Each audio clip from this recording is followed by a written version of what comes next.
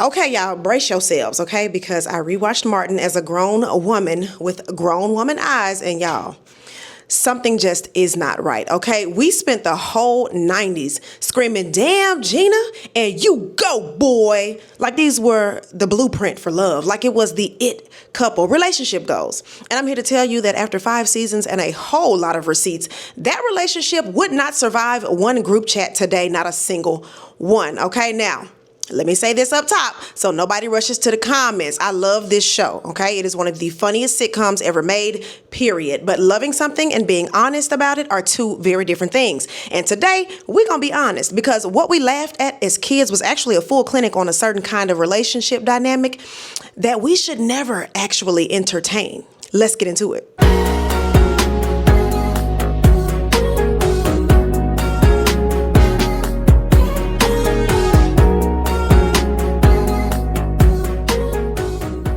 What's up, everybody? It's your girl, Indescribable, aka Geraldine Lake, and I am here to dismantle yet another one of our all-time favorite Black TV sitcoms. Here's what I felt while rewatching Martin. I felt uncomfortable, okay? In episodes I used to think were absolutely hilarious because the joke a lot of the time was Martin being controlling, disrespecting, or dismissing Gina, and a laugh track telling us that it was cute. And I want to be clear about the lane that we are in today. I'm talking about the character. Okay, Martin Payne, the man written on the page, not a diagnosis of any real human being. I'm not a therapist, okay? But when you line the character's behavior up next to what psychologists actually say about narcissistic relationship dynamics, it's a match so clean that it's almost uncomfortable too. So let me show you the pattern first, and then let me show you the receipts on the screen. Real quick, because we do the full story around here, not just the surface level version, okay? Clinicians describe a pretty consistent pattern in these relationships. It usually opens with idealization, sometimes love bombing, where the attention feels overwhelming in the best way, like this person just gets you. Then it shifts, and what shows up is control that dresses itself up as caring. As one therapist put it, at first it looks like concern or protection, and over time it starts to feel like ownership. Alongside that control, you get a few other regulars like jealousy, especially of a partner's competence or their independence. Isolation, where slowly your support system starts to shrink. Insults framed as jokes, where the comment stings, but you get told that you're being too sensitive for reacting. And underneath all of it is not confidence, it's a fragile ego. The control comes from a deep fear of not measuring up. Flashy on the outside, insecure on the inside. Now hold those 5 up. Control disguised as care, jealousy of her incompetence, isolation, insults as comedy, and a fragile ego running the whole show. Now watch me walk it through that raggedy ass apartment. You gonna take that back? No. Why you gotta go there? Why you gotta go there, Gina? I'm not hearing you. I'm not hearing you. Is that somebody in this raggedy ass apartment? Start with the ego because it explains everything else. The Root actually ran a whole segment with real couples therapists breaking down Martin and Gina, and one therapist said the quiet part out loud. She argued that Martin has just too many insecurities about his capabilities as a man, and that being with a woman who on paper is more capable than he is would eventually fracture the union. Her advice was literally that Martin should ease up on the inflated expectations he sets for himself because they were smothering the both of them. Hear that again, smothering both of them. That is the fragile ego thing to a T. Gina has the corporate job, the steady career, the emotional maturity. Martin was just loud. And a man built on just loud, standing next to a woman built on substance, is going to spend a lot of energy making sure you never notice that gap. And that is where the control comes from, not strength, but actually fear. Now the antics, because the receipts are just right there. How many times did this man throw Gina out of his apartment? Get out! Get out!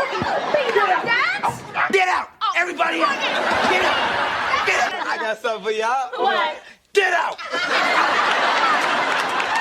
Trick or treat your ass up out of here. Let's go. Now get the stepping. Get to stepping, okay? That was a catchphrase. We laughed, but sit with the actual behavior. His response to conflict was to remove her from the apartment on command as a punishment.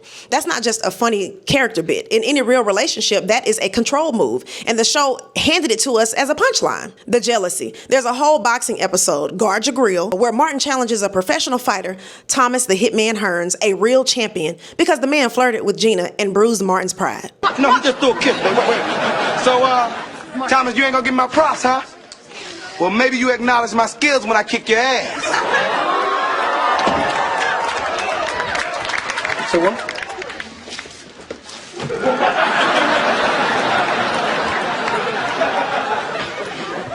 You heard me. He got into the ring with a pro over his ego. Gina's competence, Gina's attention, Gina's existing as a desirable woman in public, all of it was a threat that he felt like he needed to manage. And it ran the other way too. He would take the wedding ring off to flirt with other women. He flirted with the producer's wife in front of Gina. He entertained his old third grade teacher, Miss Trinidad, in his apartment. The rules were never the same for him as they were for her. And psychologists have a name for that: moving the goalposts. What is unacceptable for you is somehow just fine for me. Speaking of going straight to hell, let me hand out a few of them real quick. Okay, Martin, for turning get out of your own house into a catchphrase and calling it love, go to hell. All right? Mama Payne, for calling that woman Applehead and Muscle Butt while Martin just sat there and grinned, yeah, go to hell. Shanae, for showing up uninvited every single time just to crack on Gina, go straight to hell. Tommy, for never having a job, just go to hell. Okay, and Cole, baby. Cole, you stupid. Cole, you just stupid, okay? Go ahead and go to hell. Pam is the one person who really deserved better. She took the colorism jokes on the chin for 5 seasons straight, and she still showed up for her girl. Pam gets a pass. The rest of y'all can go right on to hell. Now, here is the one that really got me because it's the most subtle. Gina had a support system in Pam. She was her ride or die way before Martin. And who did Martin have a particularly antagonistic relationship with the whole run of the show? That exact friend, the woman closest to Gina, the one most likely to look at her girl and go, girl, is you cool? And he was constantly at war with her. Now, I'm not saying that the writer sat down and plotted isolation on purpose, but the pattern is the pattern. Clinicians say narcissistic partners often work, sometimes quietly, to shrink your circle because your circle is the reality check. Independent friendships and family are literally described as protective. And who was Gina's protection? Pam. And who did the show frame as Gina's biggest problem over and over? Pam.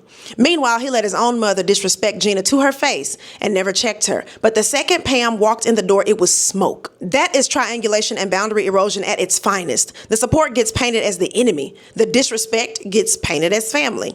And the woman in the middle learns to make herself smaller to keep the peace. And this is where I have to be fair because it's just not that simple, and Gina is the reason why it's not. Gina's described as the professional, fun-loving, eternally romantic, and forgiving one, the peacemaker. She always stood by Martin, even when her own parents could not stand him. She defended him. After he repeatedly embarrassed her, she forgave and forgave and forgave and forgave. And here is the psychology that nobody wants to hear. That forgiving nature is not weakness and it's not stupidity, but it is what these dynamics feed on. Researchers talk about cognitive dissonance, that painful gap between the charming, loving version of a person and the version that hurts you. When both are real, your brain works overtime to hold on to the good one. And Martin and Gina did have real love, real chemistry, real tender moments. That is not me just being nice. That's documented in the show. And people call them one of the most realistic couples on television because it was not all happy times. But that realness is exactly what makes the pattern a little sticky because it was never all bad. If it was all bad, she would have just left in season 1. And she almost did. Damn it, Gina! Now I'm mad. You don't get it, do you? This is childish, Gina. That's all right, you gonna leave, all right? I'm a man, Gina. I'm gonna be all right. This is childish. I want you out. I don't even know why you still here. Step! Step!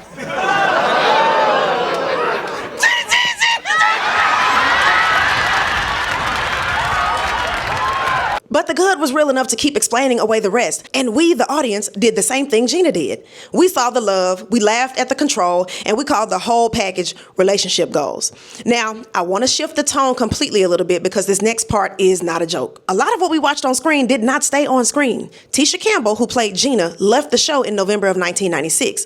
In 1997, she filed a lawsuit against Martin Lawrence and the producers, alleging, and I am quoting, okay, the reporting from People magazine here, repeated and escalating sexual harassment, sexual battery, verbal abuse, and related threats. The producers had sued her for leaving. She countersued. The case was settled out of court, and when she came back to finish the series, it was on one condition, that she would only film scenes when he was kept away from her. That's why Gina barely shares the screen with Martin in the very end, and the show ended after that 5th season. Martin Lawrence has firmly denied the allegations. Years later, in a GQ interview, he said none of it was true and called it, in his words, a lot of bullshit. And he said he chose to end the show himself. Both have since reconciled and forgiven each other, and they reunited for the BET Plus special. Now, I'm not the judge and jury on what happened between two very real people. Those were allegations. They were denied, and they were settled privately.